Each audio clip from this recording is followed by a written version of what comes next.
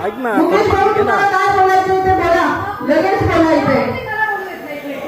थोडं मागे ना. एक मिनिट थांबा आता कारण हा विषय जो आहे त्यांना व्यक्त होऊ द्या, ते काय बोलताय बघू आणि त्याच्यावरती निर्णय देते.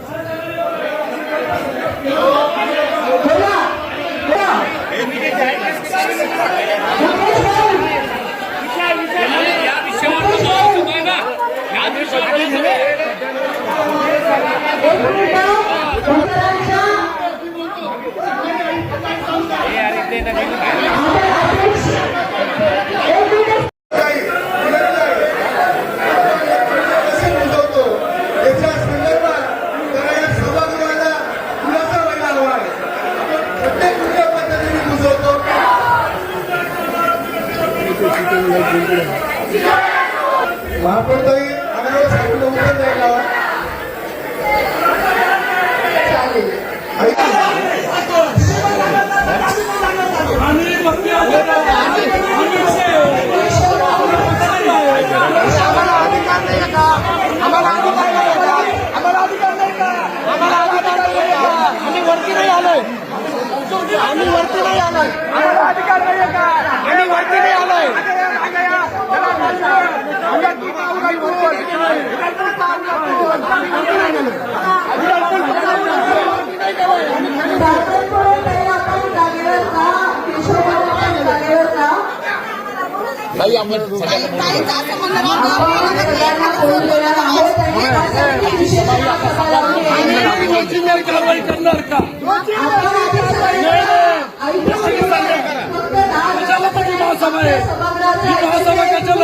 तुम्ही तुमच्या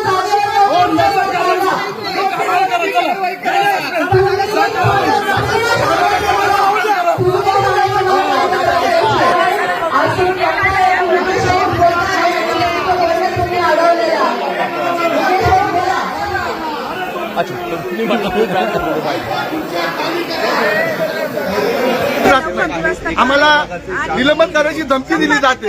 आम्ही शहराचे प्रश्न मांडतो, तुम्ही इथं भ्रष्टाचार करताय, इथे लोकांचे बळी जात आहेत. आता आपल्या समोरच बघितलं तर त्या खोतकर परिवार इथं आलेला आहे. त्या खोतकरांची ती लहान मुलगी बघितलं तर एकाचा बाप द्यायचा असेल, त्या मुलीला मोठ्यामध्ये बाप दिसणार नाही, बाळाला काही कळत नाही. असे या प्रशासनाने बळी घेतलेले आहे. आम्हाला मध्ये आवाज करायचा असला तर बोलू देत नाही, परंतु आम्ही आंदोलनाच्या स्वरूपात या शहराच्या आरोग्यासाठी म्हणजे लोकांना त्रास नाही झाला पाहिजे, आम्हाला शेवटी आंदोलन करावं लागलं, अँब्युलन्स मध्ये यावं लागले. आमची ही अवस्था पाहून तरी त्यांना कुठेतरी कळकळ झाली पाहिजे, शहरातले गड्डे सुधारवले पाहिजे, ही आज त्यांना विनंती करणार आहोत. सत्ताधारी पक्षामध्ये आहात तुम्ही, राष्ट्रवादी काँग्रेस पक्ष अजित पवार गटाचे सगळे नगरसेवक आंदोलन करताय. निश्चित मी अपक्ष आहे, मी राष्ट्रवादी काँग्रेसला पाठिंबा दिलेला आहे, परंतु माझ्याबरोबर आज राष्ट्रवादीचे गटनेते सुद्धा आहेत, सगळे नगरसेवक सुद्धा आहेत. परंतु इथं सत्ता ही फक्त महापौरांचीच सत्ता आहे.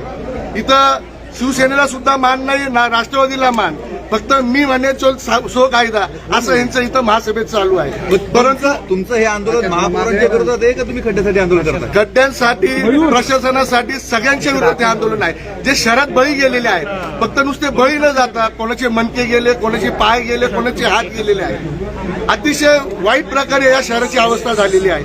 तुम्ही प्रत्येक हॉस्पिटल बघा, प्रत्येक हॉस्पिटल फुल आहे. अहो काही गरीब आपल्याला सांगत नाही, शांत बसतात, परंतु आपल्याला डोळ्यासमोर दिसत तेच आपण इथं बघत आहोत. परंतु अतिशय घाणेरड्या प्रकारे हे प्रशासन वागत आहे. कुंभमेळ्याच्या नावाखाली स्वतःचे घर भरत आहे, हा माझा स्पष्ट आरोप आहे. आता काल मी मुख्यमंत्र्यांचं खरं मनापासून स्वागत करतो का मुख्यमंत्र्यांनी तातडीने बैठक घेतली, परंतु मुख्यमंत्री साहेबांना सुद्धा या अधिकाऱ्यांनी खोटं सांगून MNGL वर सगळा हा प्रकार ढकलला.